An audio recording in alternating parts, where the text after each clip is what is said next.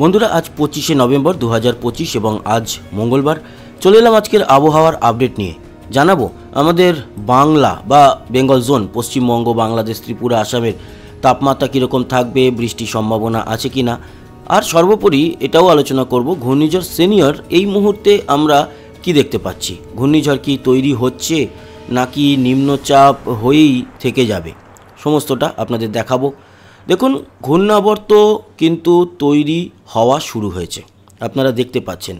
যেরকমটা দেখেছিলাম, একটি ঘূর্ণাবর্ত থাইল্যান্ডের কাছে তৈরি হবে, একটি শ্রীলঙ্কার কাছে তৈরি হবে, ঠিক আজ 25 তারিখ দুপুরের দিকে লক্ষ্য করতে পারছি সেম টু সেম সেইভাবেই তৈরি হচ্ছে। তবে গতিপথ এখন কিন্তু অন্যরকম দেখাচ্ছে। আপনাদের দেখাবো দুটো মডেল থেকেই, ECMWF এবং GFS। ECMWF অনুযায়ী আজকে এই ঘূর্ণাবর্ত খুব একটা বেশি মুভমেন্টের মধ্যে যাবে না। 26 তারিখ আগামীকাল দুটো ঘূর্ণাবর্তকেই আমরা লক্ষ্য করতে পারছি দু জায়গায় অবস্থান করবে।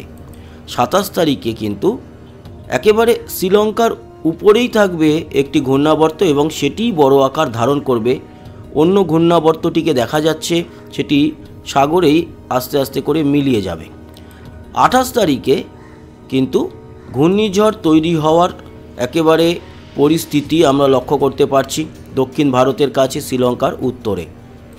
29 তারিখ নাগাদ সেটি ঘূর্ণিঝড় রূপে এগোতে থাকবে সরাসরি উত্তরে, মানে আমাদের ভারতের চেন্নাই পুদুচেরির দিকে, এবং পরবর্তী সময় দেখতে পাচ্ছি পুদুচেরি ও চেন্নাইয়ের মধ্যবর্তী স্থানে সেটি ল্যান্ডফল করবে 30 তারিখ দুপুর নাগাদ।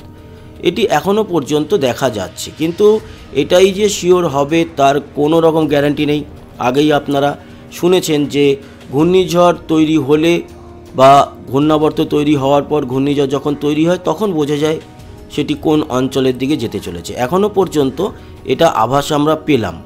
আর এটা যদি হয় তাহলে আমাদের বেঙ্গলের উপরে কোনো রকম কোনো এফেক্ট আসবে না, এবং আসবে না ওড়িশার উপরে, আসবে না বাংলা, ত্রিপুরা, আসামের উপরে, আসবে না মায়ানমারের উপরেও, পশ্চিমবঙ্গের উপরে আসবে না, সেটা তো বললামই। কিন্তু অন্য আরেকটি মডেল GFS সে কি বলছে? সে বলছে যে আজকের এই মুহূর্তে ঘূর্ণাবর্ত তৈরি হয়েছে, যেরকমটা দেখলাম আমরা ওই ECMWF মডেলে, সেরকমই ঘূর্ণাবর্ত তৈরি হয়েছে এবং 27 তারিখ নাগাদ দুটো ঘূর্ণাবর্ত থাকবে এবং দুটো ভারী নিম্নচাপই থাকবে বঙ্গোপসাগরে।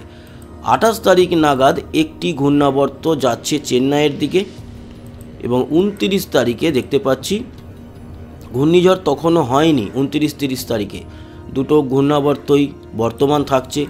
30 এবং 1 তারিখ নাগাদ যেটা দেখা যাচ্ছে একটি ঘূর্ণাবর্ত থাইল্যান্ডের কাছে মিলিয়ে যাচ্ছে, যেরকমটা ECMWF-এ দেখেছিলাম, কিন্তু দেখেছিলাম 1-2 দিন আগে।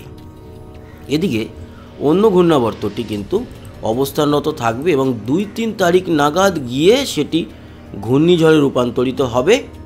তারপর 4 তারিখ নাগাদ সরাসরি উত্তরে আমাদের বাংলার দিকে আসতে থাকবে, কিন্তু বাংলার দিকে আস্তে আস্তে হঠাৎ ডান দিকে ঘুরে গিয়ে মায়ানমারে 6 তারিখ নাগাদ শনিবার সেটি আঘাত হানতে পারে। এই হচ্ছে দুটো মডেল থেকে দেখাচ্ছে। যতক্ষণ না ঘূর্ণিঝড় তৈরি হবে ততক্ষণ কোনো সিওরিটি নেই কোথায় যাবে এটি, কারণ এবারের যে আপডেট পাচ্ছি সেই আপডেটটা অদ্ভুতভাবে এক এক সময় এক এক রকম দেখাচ্ছে। যেরকমটা আপনারা কয়েকদিন আগেই দেখছিলেন আমাদের বাংলার দিকে আসতে চলেছে, তারপরের দিন দেখলাম চেন্নাই, তারপরে দেখলাম মায়ানমার, তারপরে দেখলাম বাংলাদেশ, এরকমই চলছে। যতক্ষণ না এই ঘূর্ণাবর্ত সম্পূর্ণ হবে, ঘূর্ণিঝড়ের আকার বা মিনিমাম নিম্নচাপের আকার ধারণ করবে, ততক্ষণ পর্যন্ত বলা যাবে না এটি কোন দিকে যাচ্ছে। তবে একটি ঘূর্ণিঝড় তৈরি হওয়ার সম্ভাবনা বঙ্গোপসাগরে রয়েছে।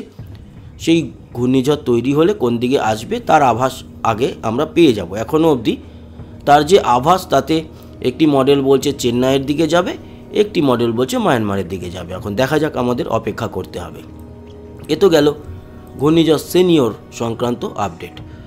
তো সেক্ষেত্রে বৃষ্টি আমাদের কি বেঙ্গলের দিকে থাকছে? জানিয়ে রাখি, আজকে কিন্তু শ্রীলঙ্কার দিকে ভারী বৃষ্টি রয়েছে, তবে সমগ্র ভারতের দিকে নজর যদি আমরা দিই তাহলে বৃষ্টি সেরকম কোথাও নেই। সেরকম কেন নেই বললেই চলে, নেই আমাদের বেঙ্গল জোনেও। এবং 25 থেকে 29 তারিখ ECMWF যে বলছে ঘূর্ণিঝড় আমাদের দক্ষিণ ভারতে আছড়ে পড়বে, সেক্ষেত্রে সম্পূর্ণটাই কিন্তু দক্ষিণ ভারতের উপরেই এফেক্ট থাকবে। এখনও পর্যন্ত ECMWF মডেল অনুযায়ী আমাদের বেঙ্গলের উপরে কোনো রকম কোনো এফেক্ট আসছে না। সেক্ষেত্রে GFS কি বলছে?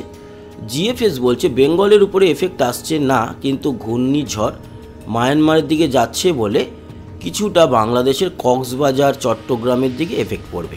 এটাই এখনও অবধি আমরা আভাস দেখতে পেলাম, যেটা দেখতে পেলাম সেটাই জানালাম। তার মানে এখন যেটা লক্ষ্য করা যাচ্ছে, এই সময় যে আপডেট আমরা পাচ্ছি তাতে পশ্চিমবঙ্গ, বাংলাদেশ, ত্রিপুরা, আসামের উপরে ঘূর্ণিঝড়ের প্রভাব আসছে না, এটাই মনে করা যেতে পারে। এবং যেহেতু প্রভাব আসছে না, তাই তার জন্য বৃষ্টি থাকছে না, ঝোড়ো হাওয়াও বইবে না। তবে হ্যাঁ, এই যে GFS মডেল অনুযায়ী যেটা আমরা দেখছিলাম, সেই মডেল অনুযায়ী 4-5 তারিখে যদি এই মধ্য বঙ্গোপসাগরে এই ঘূর্ণিঝড়টি অবস্থানরত থাকে, তাহলে হয়তো মৎস্যজীবীদের জন্য সেই সময় কিছুটা নিষেধাজ্ঞা থাকতে পারে। আর ECMWF অনুযায়ী যদি আমাদের দক্ষিণ ভারতের দিকে যায়, তাহলে শ্রীলঙ্কা এবং আমাদের দক্ষিণ ভারতে যে মৎস্যজীবীরা, তাদের সমুদ্র যাত্রায় নিষেধাজ্ঞা থাকবে। সেটা অবশ্য আমাদের IMD, ইন্ডিয়ান মেট্রোলজিক্যাল ডিপার্টমেন্ট নজর রাখছে এবং অবশ্যই সেই সংক্রান্ত আপডেট তারা জারি করে দেবে। এখনও তো ঘূর্ণিঝড়টা তৈরি হয়নি, তার জন্য আপডেটের সময় লাগবে। তো সেক্ষেত্রে কি হচ্ছে, কোনো মডেলেই কিন্তু আমাদের বেঙ্গলের উপরে কোনো বৃষ্টি বা ঝড়ের কিচ্ছু এফেক্ট আসবে না। আবহাওয়া সতর্কতাও নেই, মানে আমাদের সমগ্র ভারতের উপরে আজকেও নেই, আগামীকালকেও নেই, কোনো সতর্কতা নেই। এবার আসি তাপমাত্রা। তার আগে উপগ্রহ চিত্র একবার দেখিয়ে দিই আপনাদেরকে। একেবারে পরিষ্কার মেঘমুক্ত আকাশ সমগ্র ভারতের। শ্রীলঙ্কার উপরে মেঘ রয়েছে, আর ঘূর্ণাবর্ত যেহেতু থাইল্যান্ডের কাছে তৈরি হয়েছে, সেখানে মেঘ রয়েছে। বাকি আমাদের বেঙ্গল জোন একেবারে পরিষ্কার। পশ্চিমবঙ্গ, বাংলাদেশ, ত্রিপুরা, আসাম রৌদ্রোজ্জ্বল আবহাওয়া। তাপমাত্রা কি বলছে? তাপমাত্রা আজকে দুপুরের সর্বোচ্চ কলকাতাতে 27 এবং 26-27-এর মধ্যে রয়েছে পুরো দক্ষিণবঙ্গ। দীঘা, মন্দারমণি সহ হাওড়া, হুগলি 2, 24 পরগনা, নদিয়া, বর্ধমান, বাঁকুড়া, পুরুলিয়া, ঝাড়গ্রাম, এদিকে বীরভূম, মুর্শিদাবাদ সবই কিন্তু 26-27-এর মধ্যে। মালদা থেকে শুরু করে 2 দিনাজপুর এবং উত্তরবঙ্গ 26-27-এর মধ্যে। দার্জিলিংয়েই সবচেয়ে কম 18। এদিকে বাংলাদেশের তাপমাত্রা আজকে 27-28-এর মধ্যে। সমগ্র বাংলাদেশ উত্তর থেকে দক্ষিণ, পূর্ব থেকে পশ্চিম সমস্ত জায়গাতেই কিন্তু 27-28-এর মধ্যে রয়েছে। ত্রিপুরা দেখতে পাচ্ছি 27 থেকে 29-এর মধ্যে।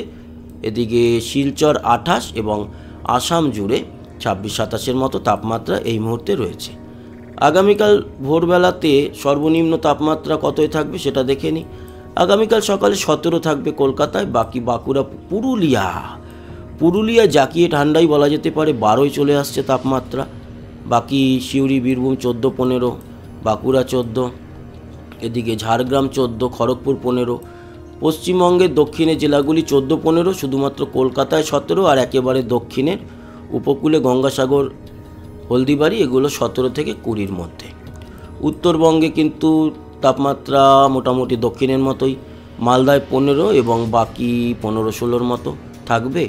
বাংলাদেশেও মোটামুটি 15-16-র মধ্যেই থাকছে, তবে ঢাকায় 18, বাকি 15-16-র মধ্যে বরিশাল 17, এরকমই তাপমাত্রা থাকছে। 17 থেকে 19 এই চট্টগ্রাম, কক্সবাজারের দিকটায়। ত্রিপুরা 16-র মতো, শিলচর থাকবে 15 এবং আসাম জুড়ে 15 থেকে 17-র মধ্যে তাপমাত্রা থাকবে। তো বন্ধুরা, এই ছিল আলোচনা। আশা করি কাজে লেগেছে। সবাই ভালো থাকবেন, সুস্থ থাকবেন। আবার দেখা হবে। টাটা।